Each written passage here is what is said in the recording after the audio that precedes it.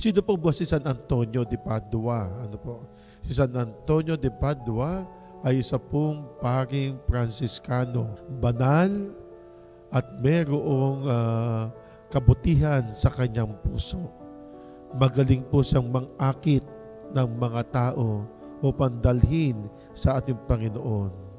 Sabi nga po ng ating Panginoong Jesucristo sa kanyang mga alagad, sinasabi ko sa inyo, kung ang pagsunod ninyo sa kalooban ng Diyos ay tulad lamang ng pagsunod ng mga eskriba at mga Parseyo, hindi kayo makapapasok sa kaharian ng Diyos. Kung binibigyan po tayo ng ating Panginoong Jesucristo ng mga pamamaraan, ng mga turo kung paano tayo makakarating sa kaharian ng Diyos, ay stop din lamang po natin kung ano ba ang hinihingi sa atin ng 10 utos. Ang 10 utos ay nahati lamang po sa dalawa, para sa Diyos at para sa tao. Ibigin mo ang Diyos ng buong mong puso.